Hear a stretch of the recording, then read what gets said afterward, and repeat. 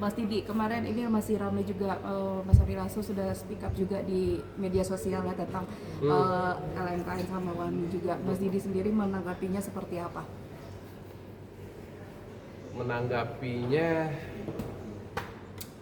ya sebenarnya yang paling mendasar dan paling mengakar gitu ya, kita mau berpedoman dan berpegangan ke apa dulu yang menjadi acuan, yang menjadi rujukan apa dulu. Undang-undangnya sudah diundang-undangkan belum? Undang-undangnya udah beres belum? Yang berhubungan dengan hak cipta, royalti dan lain-lain udah ketok palu belum? Gitu. Apakah hasil dari undang-undang itu sudah bisa mengakomodir semua para pekerja seni, teman-teman musisi belum? Itu dulu gitu. Tapi yang berikutnya adalah kalau berhubungan dengan LMKN-nya ya harus diaudit dong. Kan itu gitu loh. Kayak kita berkaca ke kasusnya Mas Ari yang kemarin ini sempat rame gitu ya, sempat heboh. Ya pertanyaannya kenapa Mas Ari cuma terima segitu? Gitu. Tapi keluhan sendiri dari musisi-musisi itu sejak kapan sih? Di Indonesia ini persoalan royalti itu ini kayak baru rame belakangan, sebenarnya udah lama. Kita memang tata kelola royalti yang berhubungan dengan hak cipta karya dan lain-lain, kita di sini masih saya mau ngomongnya nggak enak nih. Si amburadul gitu. Jujur aja, saya harus jujur mengatakan itu. Masih amburadul, masih nggak jelas, masih belum tahu kita berpegangan ke mana ya gitu loh, yang jadi acuan gitu. Tapi ibaratnya mendapat berarti dari Mas sendiri setuju ya untuk yang petisi dari audit WAMI itu dari Ari Lasso itu? Bukan setuju lagi, itu harusnya sudah dilakukan sejak dulu. Tapi yang mau saya sampaikan di sini adalah ya kita sama-sama tahu dan sama-sama paham lah ya, segala sesuatu yang berhubungan dengan kelembagaan dan ada lalu lintas uang di situ, ya pasti ada gini-gininya. Itu kan bukan duit sedikit. Yang maksudnya ada gini-gininya tuh apa ya? Konflik of interest pasti. Tapi ada apa? Ya di dalamnya ada konflik kepentingan. Gitu. Tapi selama ini Mas Didi mendapatkan royalti secara kayak Mas Ari Lasso nggak sedikit kah? Nggak seimbang gitu lah, transparan itu kan Mas Didi? Saya mah nggak mikirin. Saya lebih ke kalau dikasih alhamdulillah, enggak ya juga nggak apa-apa gitu. Tapi emang dari LMKN atau WAMI sendiri kurang transparansi ke musisinya atau seperti apa? Ya sekarang makanya tadi saya bilang kita salah dari sekian banyak case gitu ya, berkaca ke kasusnya Mas Ari aja. Ya kenapa itu bisa terjadi kayak begitu? Kenapa? Ya coba LMKN suruh jawab. Siapapun lah, WAMI apa. Ya, kenapa kayak begitu? Kenapa bisa terjadi seperti itu? Dan yang kedua adalah ya tadi ada bicara soal audit gitu. Itu harusnya udah dari dulu dilakukan. Tapi kayak gitu. Ada berarti di dalamnya ada ketidakberesan dalam tata kelola segala sesuatu yang berhubungan dengan royalti itu sendiri gitu. Dan dan ya itu tadi gitu. ketika di sinilah gitu ya kita bicara lembaga, khususnya di Indonesia ini, ketika kita udah bicara organisasi, lembaga, institusi atau apapun itu, ada lalu lintas uang di dalamnya, jumlahnya tidak sedikit, ya kita sama-sama ngerti dan sama-sama tahu lah bahwa di dalamnya sudah bisa dipastikan ada konflik of interest atau ada konflik kepentingan di dalamnya. Ya sekarang kalau clear, kalau bersih gitu ya, berapa dapatnya Mas Ari kemarin harusnya? Lebih Berapa dari ratus? itu sih. Lebih Lebih dari 700 ribuan. ya lebih dari Harusnya. 700 apa? 100.000 kan 700 ribuan ya. invoice-nya kan ada beberapa yang 11 juta, ada 12 juta, tapi kan yang diterima Mas Ari kan hanya 700.000 gitu. Biasanya kan kalau WAMI itu kan 20% diambil mereka, 80% untuk yang punya lagu kan Mas. Seperti biasanya itu aku yang infonya dari Ada ketidaksesuaian iya itu. yang diterima sama ya. Sekarang kalau misalnya saya gitu ya, terima berapa? Terima 1 juta atau 2 juta gitu. Ya udah segitu aja saya terima. Nggak perlu lagi langsung gitu ya, nggak perlu lagi tiba-tiba saya menemukan invoice, loh kok saya terima cuman 100.000 atau 200.000 gitu. Lah iya dong, gitu aja gitu. Berapa hak yang saya harus terima? 1 juta, 2 juta, ya udah segitu.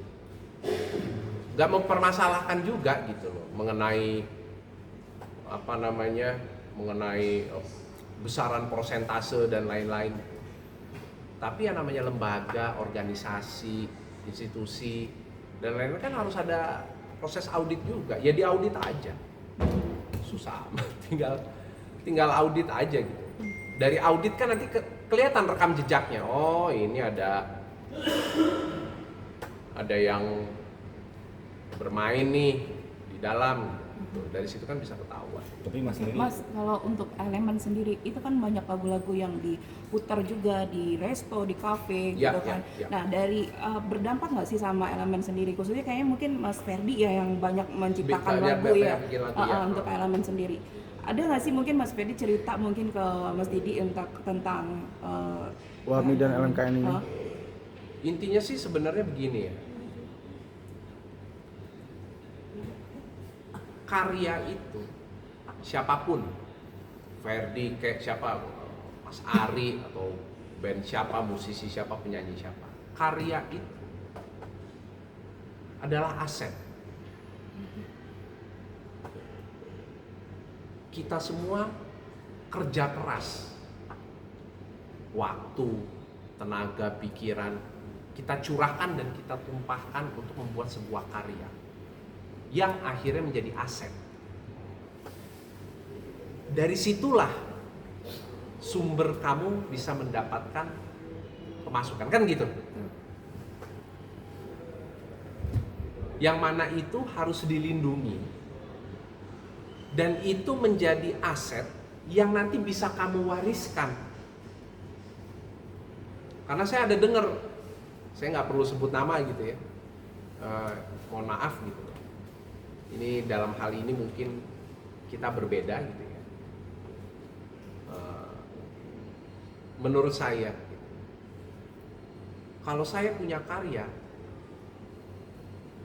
yang menyanyikan, mungkin ada putar di resto ya, mungkin ada putar di mana. Saya sebagai yang menciptakan ya, saya dibayar atau gitu. Gitu. Kan kamu pakai karya saya. Itu adalah aset.